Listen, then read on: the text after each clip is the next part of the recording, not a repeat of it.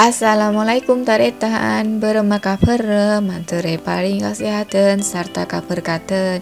Hai bunda hebat semuanya, jumpa lagi dengan Umi. Semoga bunda di luar sana dan sahabat-sahabat semuanya di sana diberi kesehatan dan keberkahan dalam rezeki maupun yang lainnya.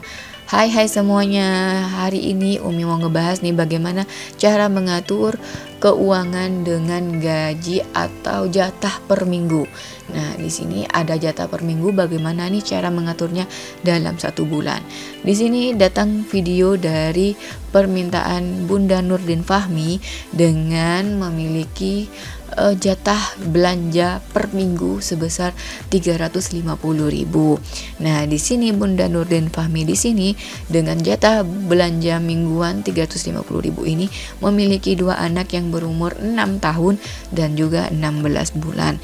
Bagaimana ya cara mengaturnya supaya pas dan cukup atau mungkin ada kelebihan untuk tabungan. Dan yang perlu ditekankan lagi sebelum Umi lanjut ke yang lainnya, yaitu 350.000 ini adalah jatah per minggu ya. Jadi 1 bulan ada 4 minggu. Jadi Bunda Nurdin memiliki jatah untuk belanja sebesar 4 kali 350. 1 bulan kan ada 4 minggu tuh. 4 kali 350.000 sehingga totalnya adalah 1.400.000. Nah, 1.400.000 ini bukan 1 bulan full ya, tapi melahirkan 4 minggu. 4 minggu berarti 1 minggu ada 7 hari, totalnya adalah 28 hari.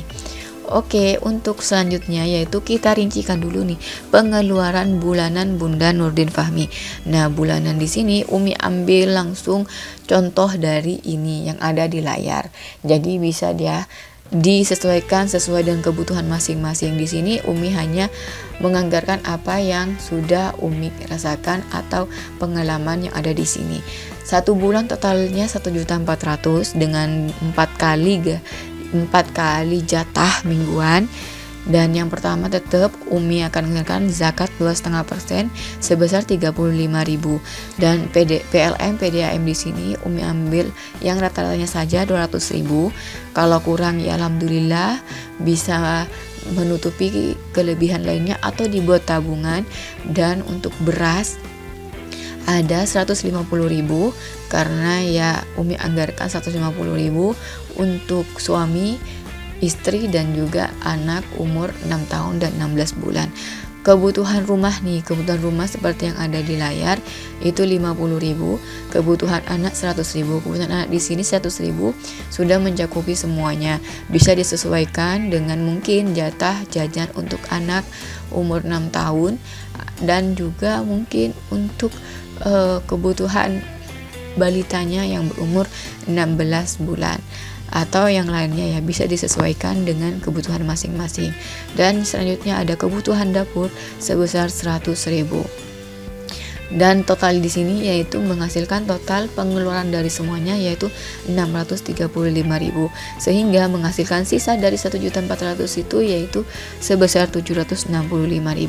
Nah, sisa 765.000 inilah yang akan kita pilih berdasarkan apa nih yang harus kita keluarkan lagi dalam 1 bulan. Di sini yang pertama Umi tekankan untuk tabungan. Tabungan nih mungkin perlu tabungan. Umi anggarkan dulu tabungan 100.000. Nah, 100.000 berarti sisanya di sini yaitu 665.000. Lumayan tuh, 665.000. Apalagi nih yang harus dikeluarkan? Oh, lupa. Mungkin nih bensin suami dalam sebulan 200.000 atau bisa disesuaikan dengan kebutuhan masing-masing ya. Di sini Umi hanya mengira-ngira saja karena Bunda Nurdin di sini tidak menjelaskan berapa bensin yang harus dikeluarkan atau uang transport atau apapun itu. Misalnya nih bensin dari suami yaitu 200.000 sehingga menghasilkan sisa sebesar 465.000. 465.000 ini menurut Umi ini banyak masih ya. Tapi balik lagi sesuai dengan kebutuhan, mungkin 465.000 ini sudah cocok untuk jatah belanja, silakan dikeluarkan. Tapi menurut Umi ini tuh bisa untuk ditambahkan menjadi tabungan dadakan. Jadi Umi ambil saja nih ujungnya dari 65.000. Jadi tabungan dadakan di sini berfungsi kalau bulan itu kita kekurangan keuangan, misalnya lupa nih beli apa, kebutuhan yang belum kita beli selama 1 bulan itu, bisa menggunakan tabungan dadakan. Atau mungkin ada keperluan untuk hajatan atau lainnya, bisa menggunakan tabungan dadakan. Sedangkan untuk tabungan yang di atas yang sebesar 100.000 adalah tabung tahunan kita yang mungkin akan diinvestasikan dalam bentuk emas ataupun yang lainnya. Nah, tabungan dadakan ini setelah kita kurangi 65.000 menghasilkan sisa 400.000. 400.000 inilah yang akan menjadi jatah belanja Bunda Nurdin. Nah, jatah belanja di sini, ingat ya, di sini itu jatah belanja 4 minggu atau dengan kata lain 28 hari.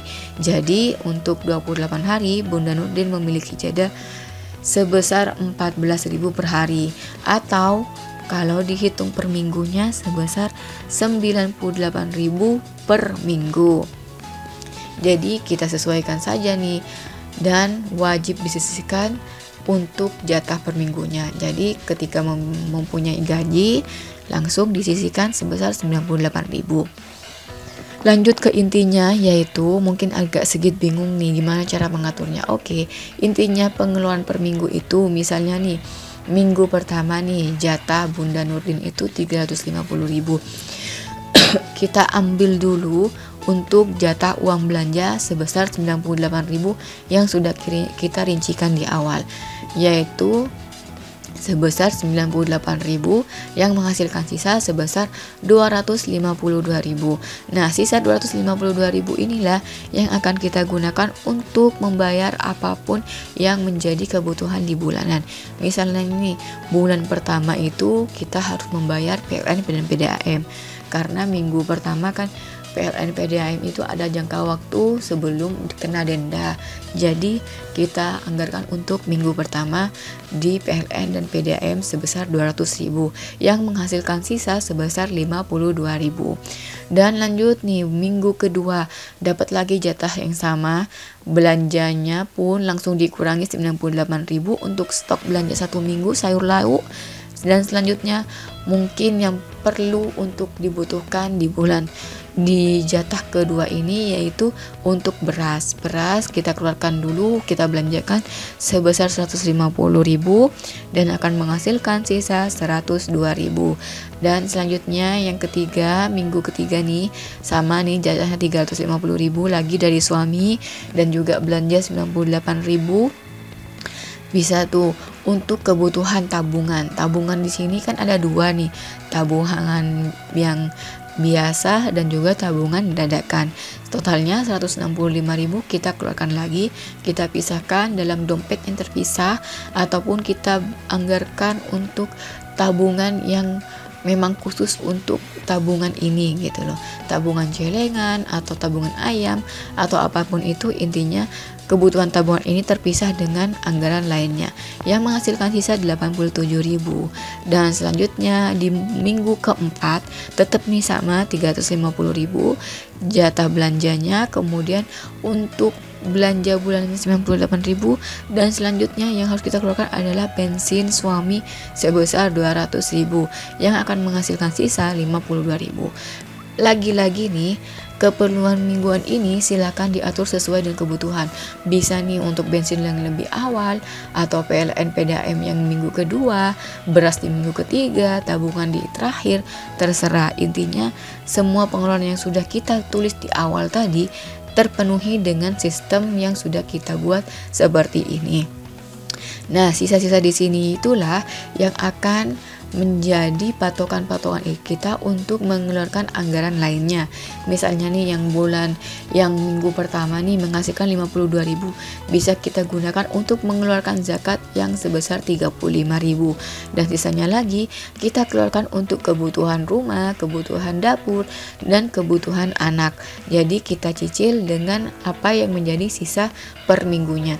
Di sini Umi sudah hitung nih dan semuanya klop, bahkan ada sisa 8.000 karena itu tadi anggaran belanja kita sebenarnya itu gak pas di 14.000 ini, tapi ada 14.200 berapa gitu. Jadi Umi anggarkan, bulatkan saja sebesar 14.000.